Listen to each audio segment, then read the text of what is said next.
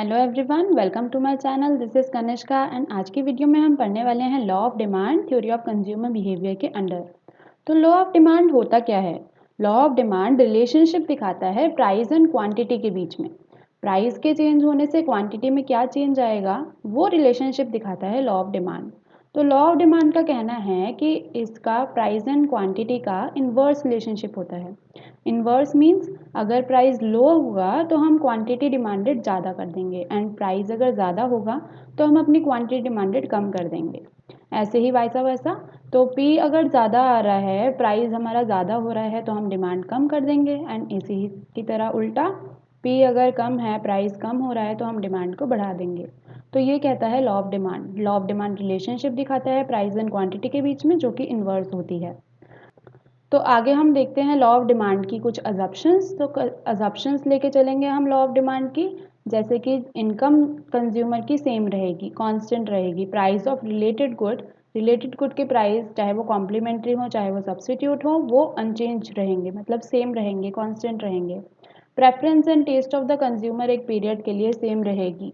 और हम ये प्री एज्यूम करके चल रहे हैं, एज्यूम करके चल रहे हैं कि प्राइस में फ्यूचर में कोई चेंज नहीं आने वाला। नहीं तो अगर फ्यूचर में चेंज आता है तो हम उस हिसाब से स्पेकुलेटिव डिमांड कर सकते हैं, मतलब हम अपनी डिमांड अभी करंट डिमांड हमारी फ्यूचर डिमांड से रिलेटेड हो जाएगी। पर हम यहाँ पे एज्यूम करके चल रहे हैं कि प्राइस में नियर फ्यूचर में कोई चेंज नहीं आ रहा एंड बाकी के जो फैक्टर्स हैं अदर देन प्राइस के चेंज होने से क्वांटिटी में चेंज आएगा, वो बताता है लॉ ऑफ डिमांड। पर other factor remain constant. Other जितने भी फैक्टर्स होते हैं डिमांड को अफेक्ट करने वाले, वो हमारे कांस्टेंट रहेंगे। तो इसको हम बोलते हैं सेटेरस पैराबस। तो सेटेरस पैराबस का यहाँ पे कॉन्सेप्ट आता है, जैसे कि इनकम यहाँ पे कांस्टेंट रहेगी, price of related good constant रहेंगे and preference and taste of consumer भी कांस्टेंट रहेगी। आगे देखते हैं हम, यहाँ पे कुछ एक्सेप्शन आते हैं लॉ ऑफ डिमांड के। जैसे अभी मैं स्पेकुलेटिव डिमांड बोल रही थी ना, तो ये स्पेकुलेटिव डिमांड हम पढ़ते हैं क्या है। एक्सेप्शन लॉ ऑफ डिमांड के कैसे? ये एक्सेप्शन कुछ ऐसे हैं कि जिसका प्राइस बढ़ने से डिमांड भी बढ़ेगी एंड प्राइस कम होने से डिमांड भी कम होगी। तो सबसे पहला आता है speculative effect. Speculative effect law of demand को नहीं मानता, वो इसका एक्सेप्शन है, लॉ ऑफ डिमांड इसमें डिटरमाइन नहीं हो पाता। अब स्पेकुलेटिव इफेक्ट क्या बोलता है? स्पेकुलेशन मतलब अनुमान लगाना।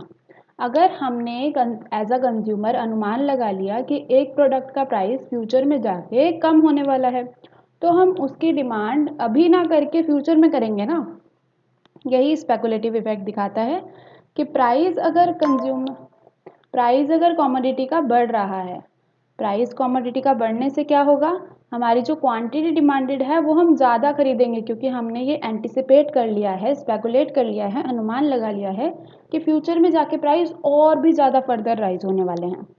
ठीक है। तो अभी प्राइस कमोडिटी के बढ़ रहे हैं करंट में, तो हम उसकी डिमांड बढ़ा देंगे क्योंकि फ्यूचर में जाके उसके प्राइस और भी बढ़ जाएंगे। ऐसे ही इसका उल्टा, अगर प्राइस अभी फॉल हो रहे हैं तो हम उसकी डिमांड पे कोई फ़र्क नहीं डालेंगे, क्योंकि हमें पता है कि फ्यूचर में जाके उसके प्राइस और कम होने वाले हैं। तो फ्यूचर में जाके और कम होंगे तो हम फ्यूचर में उसकी परचेज करेंगे, तो अभी के डिमांड कर्व में यहाँ पे कोई फ़र्क नहीं आता। तो इसको बोलते हैं स्पेकुलेटिव इफेक्ट। ये लॉ ऑफ डिमांड को फुलफिल करने से फेल हो जाता है। इसमें जो डी है, ये डिमांड कर्व, ये अपवर्ड स्लोपिंग बनता है, मतलब प्राइस के चेंज होने से यहाँ पे डिमांड भी बढ़ जाएगी, या प्राइस के कम होने से डिमांड भी हमारी कम हो जाएगी। प्राइस के कम होने से डिमांड क्यों कम हो जाएगी? क्योंकि हमें पता है ना कि फर्दर फ्यूचर में जाके प्राइस और कम होने वाले हैं, तो हम वहाँ पे जाके अपनी डिमांड बढ़ा देंगे। तो एट करंट हमारी डिमांड यहाँ पे कम हो जाएगी प्राइस के कम होने से, एंड डिमांड हमारी बढ़ जाएगी प्राइस के बढ़ने से, क्योंकि हमें पता है, स्पेकुलेट कर चुके हैं हम कि फर्दर फ्यूचर में और प्राइस राइज होने वाले हैं। नेक्स्ट आता है गिफिन इफेक्ट। गिफिन इफेक्ट क्या बताता है? अब स्पेकुलेटिव इफेक्ट क्या बता रहा था, यहाँ पे जो प्राइस बढ़ रहे थे उससे क्वांटिटी भी हमारी बढ़ रही थी, क्योंकि हमने अनुमान लगाया कि फ्यूचर में जाके और प्राइस बढ़ने वाले हैं। अब गिफिन इफेक्ट क्या बोलते हैं, ये सर रॉबर्ट गिफिन ने दिया था। गिफिन इफेक्ट में बोला जाता है कि प्राइजेस ऑफ गुड्स के बढ़ने से हमारी डिमांड ऑफ गुड्स भी बढ़ जाएंगी। कैसे? देखते हैं। ये भी लॉ ऑफ डिमांड को फुलफिल करने से फेल हो जाता है। Inferior goods and Giffen goods cheap होते हैं नॉर्मल गुड्स से, तो ये चीप गुड्स क्या करेंगे? सर रॉबर्ट गिफिन यहाँ पे क्या बताते हैं, मिस्टर गिफिन बताते हैं कि यहाँ पे प्राइस के बढ़ने से क्वांटिटी भी बढ़ जाएगी, क्योंकि हम एग्जाम्पल से समझते हैं। यहाँ पे जो वर्किंग क्लास है यूके की, जहाँ पे वर्कर्स रहते हैं यूके के लो पेड वर्कर्स, उनको सैलरी कम मिलती है, तो लो पेड ब्रिटिश वर्कर्स यहाँ पे मीट का कंजप्शन कम करके अपनी ब्रेड की कंजप्शन ज़्यादा करते हैं, क्योंकि ब्रेड चीपर है मीट से। तो मीट का कंजप्शन वो नहीं करते या कम करते हैं, ब्रेड को ज़्यादा खरीदते हैं, क्योंकि ब्रेड ही सबसे सस्ती है, इससे सस्ता कुछ नहीं है। तो ब्रेड सबसे सस्ती चीपर गुड्स है गिफिन गुड्स के केस में। गिफिन गुड बोला जाएगा इसको, क्योंकि ये सबसे चीप है। तो मिस्टर गिफिन बताते हैं कि जैसे ही प्राइस ऑफ ब्रेड बढ़ जाते हैं, तो जो लो पेड वर्कर्स हैं वो ब्रेड को तो ज़्यादा खरीदेंगे ना, उनकी एपेटाइट तो कम नहीं हुई, वो कम खाना तो शुरू नहीं करेंगे, तो वो ब्रेड को भी ज़्यादा खरीदेंगे। तो गिफिन इफेक्ट इसमें काम आता है कि प्राइस बढ़ने से हम डिमांड भी बढ़ा देंगे। कौन बढ़ा देगा? लो पेड वर्कर्स, जिनके पास कोई ऑप्शन ही नहीं है ब्रेड के अलावा, ब्रेड से चीपर कुछ है ही नहीं, तो वो इसकी डिमांड भी बढ़ा देंगे। तो प्राइस बढ़ने से डिमांड कब बढ़ जाएगी? तो ये बताता है गिफिन गुड्स के केस में। नेक्स्ट आता है प्रेस्टिजियस गुड। प्रेस्टिजियस गुड्स को वेबलन इफेक्ट और डेमोस्ट्रेशन इफेक्ट भी बोलते हैं। क्यों बोलते हैं? क्योंकि इसको दिया है प्रोफेसर वेबलन ने। प्रोफेसर वेबलन ने दिया है, तो इसको वेबलन इफेक्ट और डेमोस्ट्रेशन इफेक्ट भी बोलते हैं। अब ये क्या बताता है प्रेस्टिजियस गुड? ये भी लॉ ऑफ डिमांड को फुलफिल करने से फेल हो जाता है। ये भी यही बताएगा कि प्राइस बढ़ने से हमारी डिमांड भी बढ़ेगी। कैसे बढ़ेगी? अब यहाँ पे जितना प्राइस बढ़ेगा, अब एक लग्जरी कार को देखिए, लग्जरी कार या डायमंड या कोई भी ज्वेलरी को देखिए। अब इसमें क्या होगा, जो रिच फैमिलीज होती हैं वो अपने स्टेटस सिंबल के हिसाब से खरीदती हैं, कि जब उस प्रोडक्ट का प्राइस हाई जाएगा तभी उसकी डिमांड हम करेंगे, क्योंकि वो हमारे लिए एक स्टेटस है। अगर हमने सस्ते में खरीद लिया तो हमारा स्टेटस भी कम हो जाएगा मार्केट में, सोसाइटी में। तो सोसाइटी में स्टेटस मेंटेन करने के लिए जब उनके प्राइजेस हाई होते हैं तभी वो खरीदेंगे, और जब उनके प्राइजेस कम होते हैं तब वो कम गुड खरीदेंगे। तो ये प्रेस्टिजियस गुड केस होता है जो वेबलन ने दिया है। तो यहाँ पे यही बता रहा है कि जो चीज़ कॉस्टलियर होगी, जो चीज़ महंगी होगी, रिच पीपल उसी को खरीदेंगे ज़्यादा, क्योंकि उसको अपना स्टेटस सिंबल दिखाना है कि हमने महंगी चीज़ खरीदी है। एंड अगर वो चीज़ का प्राइस फॉल हो जाता है, उस चीज़ का प्राइस कम हो जाता है, तब वो नहीं खरीदेंगे। जैसे डायमंड का एग्जांपल लिया था हमने, तो डायमंड का प्राइस जब बढ़ेगा तभी वो लोग खरीदेंगे अपना स्टेटस दिखाने के लिए, एंड जब उसका प्राइस कम होगा तब वो कोई बाय नहीं करेंगे। तो ये आता है प्रेस्टिजियस गुड का केस। नेक्स्ट आता है band wagon effect and snob effect. Band wagon effect क्या होता है? Band wagon effect and snob effect somewhat related हैं पर डिफरेंट है। बैंड वैगन इफेक्ट क्या बताता है कि फैशन में जो गुड होते हैं, जो सोसाइटी पूरी फैशन से चल रही होती है, पूरी सोसाइटी ने खरीदा तो हम भी खरीदेंगे, तो वो फैशन में आ गया। तो इससे प्राइस जब बढ़ेगा, प्राइस जितना भी बढ़ जाए, हम डिमांड भी बढ़ा देंगे, क्योंकि वो चीज़ फैशन में है और हमें वो चीज़ चाहिए। तो एज अ कंज्यूमर जो चीज़ फैशन में है उसको खरीदने के लिए अगर प्राइस हाई हो तब भी हम उसको जाके खरीदेंगे। तो ये आता है बैंड वैगन इफेक्ट के अंदर। अब स्नॉब इफेक्ट क्या होता है? इसका ऑपोजिट होता है, मतलब जो सोसाइटी नहीं खरीदेगी वो हम खरीदेंगे, ताकि हम दिखा सके कि हमारे पास एक यूनिक चीज़ है। तो जितने भी रिच पीपल हैं वो ऐसी चीज़ें खरीदेंगे जो सोसाइटी में नहीं है। सोसाइटी में ज़्यादा नहीं है तो हम खरीद लेंगे, उससे वो यूनिक बन जाएगी, सिर्फ हमारे पास है। तो स्नॉब इफेक्ट में भी यही होगा कि प्राइस हाई होंगे तो उसकी डिमांड भी हाई हो जाएगी, एंड प्राइस कम हो जाएंगे तो डिमांड भी कम हो जाएगी। क्यों कम हो जाएगी? क्योंकि हम उसके लिए खरीद रहे हैं कि सोसाइटी कुछ भी नहीं खरीद रही है, सोसाइटी में नहीं है, इतने प्राइस एक प्रोडक्ट लेते हैं, उसका प्राइस हाई हो रहा है। तो उसके प्राइस हाई होने से क्या होगा, जो मिडल मैन है या सोसाइटी है वो उसको नहीं खरीदेगी, तो उससे क्या होगा, रिच पीपल उसको खरीदना शुरू कर देंगे, रिच पीपल उसकी डिमांड को बढ़ा देंगे प्राइस हाई होने से, क्योंकि उनके पास तो एक यूनिक कलेक्शन आ रही है ना, तो उनको एक कलेक्शन करनी है अपनी। तो ये होता है स्नॉब इफेक्ट, कि जब कोई कमोडिटी नहीं खरीद रहा है सोसाइटी में तो हम खरीदेंगे अपनी यूनिकनेस दिखाने के लिए। एंड बैंड वैगन इफेक्ट, जब सोसाइटी में सब लोग खरीद रहे हैं तो हम भी उसको खरीदेंगे, क्योंकि हमने उस अपना फैशन दिखाना है। ठीक है, तो ये सारे लॉ ऑफ डिमांड के एक्सेप्शन आते हैं। नेक्स्ट आता है हमारा topic change in quantity demanded. जो हमने डिमांड कब बनाया है, ये चेंज कब होता है, कैसे होता है। तो सबसे पहला आता है movement in demand curve, next होता है शिफ्ट इन डिमांड कर्व। तो मूवमेंट इन डिमांड कर्व क्या दिखाता है? Extension and contraction of demand curve दिखाता है। एक्सटेंशन मतलब डिमांड का बढ़ना, कॉन्ट्रैक्शन मतलब डिमांड का कम होना। तो ये डिमांड के हिसाब से चलेगा। एक्स एक्सिस पे क्वांटिटी डिमांडेड ली है, वाई एक्सिस पे प्राइस लिया है। अब यहाँ पे एग्जाम्पल में लेके चलिए कि P and Q original price है और ओरिजिनल क्वांटिटी है। ये P एंड ये वाला Q ये original price and original quantity है, तो ये कॉम्बिनेशन बना रहे हैं यहाँ पे। अब जैसे ही प्राइस लो होता है, P टू P1 आ गया, प्राइस लो होने से क्या होगा, हमारी क्वांटिटी डिमांडेड बढ़ जाएगी।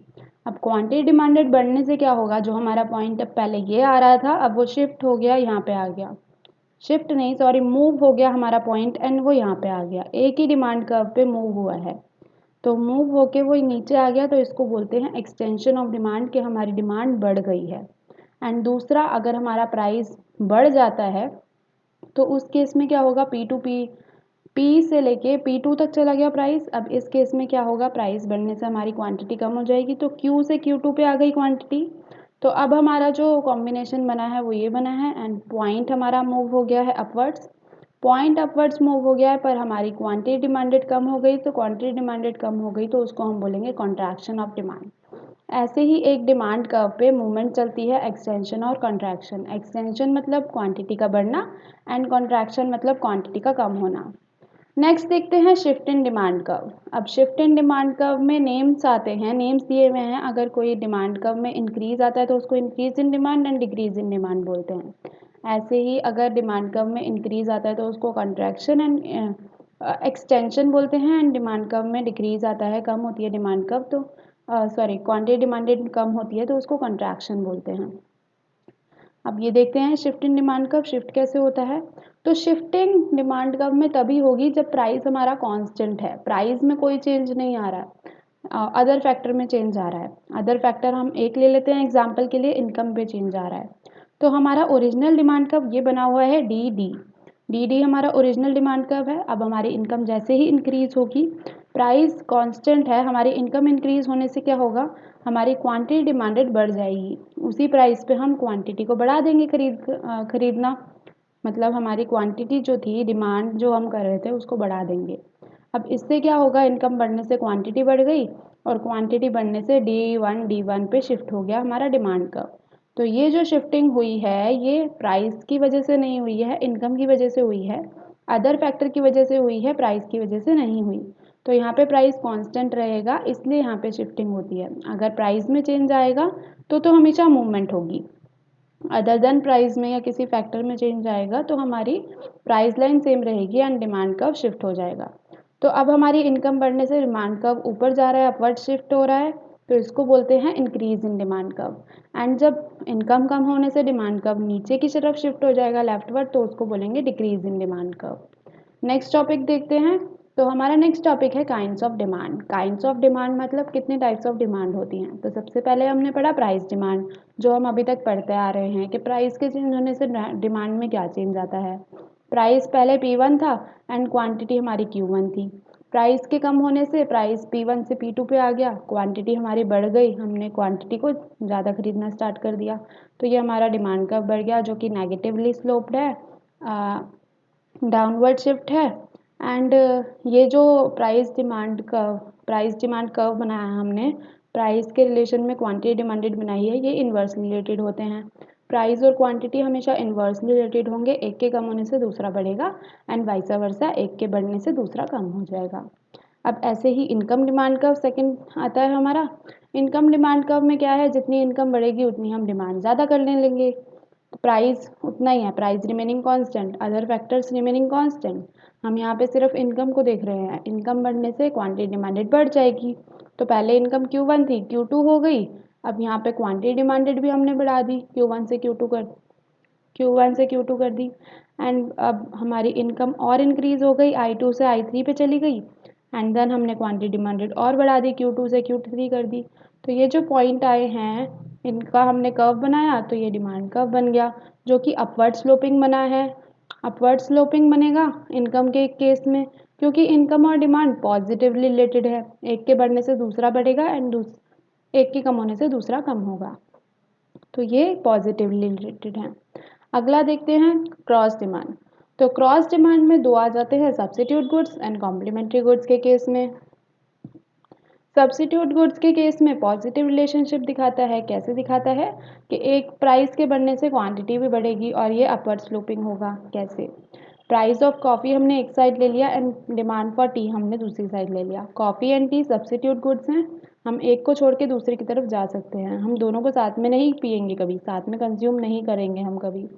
तो price of coffee and demand for T. Price of coffee अब यहाँ पे बढ़ रहा है, पी से P1 की तरफ चला गया प्राइस कॉफ़ी का। कॉफ़ी के प्राइस बढ़ने से क्या होगा, कॉफ़ी की डिमांड कम हो जाएगी। कॉफ़ी की डिमांड कम होने से क्या होगा, जो लोग कॉफ़ी को खरीद रहे थे अब उसकी डिमांड कम कर देंगे एंड सब्स्टिट्यूट कर लेंगे टी की तरफ, तो टी की क्वांटिटी यहाँ पे बढ़ जाएगी।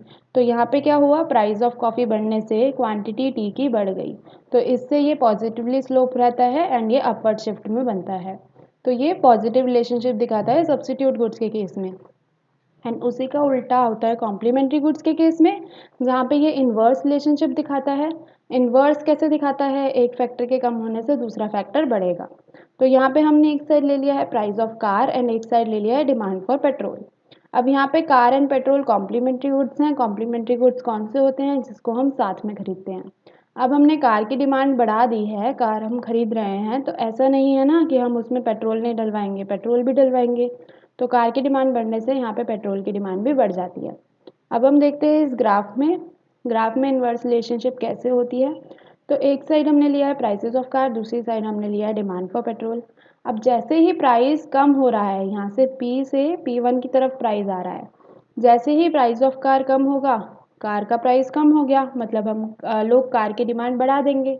अब कंज्यूमर्स ज़्यादा कार खरीदने लग जाएंगे क्योंकि उसका प्राइस कम हो गया, वो उनके बजट में आ गई है। अब इसके डिमांड बढ़ने से क्या होगा, कार की डिमांड बढ़ गई, कार मार्केट में ज़्यादा आ गई, तो अब पेट्रोल की डिमांड भी बढ़ जाएगी। लोगों को कार चलाने के लिए पेट्रोल भी तो चाहिए ना, तो पेट्रोल की डिमांड अब बढ़ जाएगी। Q1 तक क्वांटिटी आ गई है, Q से लेके Q1 तक हमारी डिमांड बढ़ गई। तो ये हमारा नेगेटिवली स्लोप्ड रहेगा एंड डाउनवर्ड शिफ्ट रहेगा कॉम्प्लीमेंट्री गुड्स के केस में। नेक्स्ट टॉपिक आता है इंटररिलेटेड डिमांड। अब ये भी काइंड ऑफ डिमांड के अंदर ही आता है। इंटररिलेटेड डिमांड मतलब कुछ ऐसी डिमांड्स होती हैं जो एक दूसरे से रिलेट करती हैं। सबसे पहले आती है जॉइंट डिमांड। जॉइंट डिमांड हमें नाम से समझ आ रहा है, ऐसी डिमांड होगी जिसको हम जॉइंटली परचेज करेंगे, सब चीज़ों को एक साथ परचेज करेंगे, एक साथ कंजप्शन करने के लिए। तो several item are demanded for one particular purpose. एक पर्टिकुलर पर्पस के लिए हम अलग अलग आइटम को at a point of time ही खरीदेंगे, कंज्यूम करने के लिए एक बारी में ही खरीदेंगे। जैसे कि हमने कॉफ़ी को कंज्यूम करना है, तो कॉफ़ी एक जॉइंट डिमांड है किस किस चीज़ की, कॉफ़ी पाउडर की, मिल्क की एंड शुगर की। तो कॉफ़ी बनाने के लिए हमें कॉफ़ी पाउडर भी चाहिए, मिल्क भी चाहिए, शुगर भी चाहिए, तो हमें एट द सेम टाइम पे चाहिए ये तीनों चीज़ें, तभी कॉफ़ी हमारी बनेगी। तो ये होती है जॉइंट डिमांड। सेकेंड आती है डिराइव डिमांड और डायरेक्ट डिमांड। डिराइव डिमांड और डायरेक्ट डिमांड क्या होती है, अब ये इसमें क्या होता है, हम डिराइव करते हैं डिमांड को। एक पर्टिकुलर कमोडिटी की डिमांड हो रही होगी, उससे हमने दूसरे की डिमांड डिराइव कर ली। जैसे कि एग्जांपल में लिखा है ब्रिक्स, तो बिल्डिंग्स की डायरेक्ट डिमांड है, हमारी जो बिल्डिंग्स बनने की डायरेक्ट डिमांड आ रही है, लोग डायरेक्ट डिमांड कर रहे हैं बिल्डिंग्स की। अब बिल्डिंग बनने की वजह से क्या होगा, ब्रिक्स की डिमांड होगी, सीमेंट की डिमांड होगी, सैंड की डिमांड होगी, आयरन की डिमांड होगी, लेबर की डिमांड होगी, तो ये सारी क्या हो गई, डिराइव डिमांड। ये डिराइव हो रही हैं बिल्डिंग की डिमांड से। बिल्डिंग एक डायरेक्ट डिमांड है, पर ये सारी डिमांड डिराइव हो रही हैं बिल्डिंग की डिमांड से। तो several item are required to make a particular commodity. एक पर्टिकुलर कमोडिटी को बनाने के लिए अलग अलग चीज़ें हमें चाहिए। पर जॉइंट गुड में भी तो वही था, हमारी जॉइंट डिमांड जो थी उसमें भी वही था कि एक पर्टिकुलर पर्पज़ के लिए हमें अलग अलग चीज़ें चाहिए। इसमें भी वही है डिराइव डिमांड में, एक पर्टिकुलर कमोडिटी को बनाने के लिए हमें अलग अलग चीज़ें चाहिए। पर मेन डिफरेंस इसमें ये है कि जॉइंट डिमांड हम जॉइंटली खरीदेंगे, मतलब सबको एक साथ खरीदेंगे। पर डिराइव डिमांड में ऐसा ज़रूरी नहीं है कि brick, cement, sand, labour, timber, iron हम सब एक साथ खरीदें। पहले हम ब्रिक और सीमेंट का काम करेंगे तभी तो बाद में जाके आयरन का काम होगा, या पहले हम आयरन का काम करेंगे तभी तो बाद में जाके ब्रिक और सीमेंट का काम होगा। तो ये अलग अलग पॉइंट ऑफ टाइम पे हम खरीद सकते हैं डिराइव डिमांड। नेक्स्ट चलते हैं, ये लास्ट डिमांड का है हमारा, ये लास्ट डिमांड का टाइप है हमारा कंपोजिट डिमांड। कंपोजिट डिमांड क्या होती है, हम एक चीज़ की डिमांड करते हैं, उसके अलग अलग यूजेस होते हैं, उसके अल्टरनेटिव यूजेस होते हैं। एक particular commodity use for several purposes. एक पर्टिकुलर कमोडिटी को हम अलग अलग पर्पसेस के लिए खरीदते हैं, तो वो होती है कंपोजिट डिमांड। जैसे कि मिल्क हमने खरीदा, अब मिल्क की हम टी भी बना सकते हैं, कॉफ़ी भी बना सकते हैं, उससे बटर भी बना सकते हैं, चीज़ भी निकाल सकते हैं, कर्ड भी बना सकते हैं, स्वीट्स भी बना सकते हैं, या तो मिल्क का डायरेक्ट कंजप्शन भी कर सकते हैं। तो कितने सारे ऑप्शंस हैं। तो एक कमोडिटी के अल्टरनेटिव यूजेस होते हैं, तो इसी को हम कंपोजिट डिमांड में ख़त्म करते हैं। अब आज हमने काइंड्स ऑफ डिमांड में कितने टाइप्स पढ़े। फर्स्ट हो गई प्राइस डिमांड, सेकंड हो गई इनकम डिमांड, थर्ड हो गई क्रॉस डिमांड जिसमें हमने 2 टाइप्स पढ़े हैं, एंड फोर्थ हो गई inter related demand. Inter related demand में हमने 3 टाइप पढ़े हैं, joint demand, direct demand and फिर कंपोजिट डिमांड। आज का लेस आज का सेशन हम यहीं ख़त्म करते हैं। आई होप आपको सेशन पसंद आया होगा। पसंद आया तो लाइक शेयर सब्सक्राइब ज़रूर कर दीजिएगा। Thank you so much for watching. I will see you in my next video.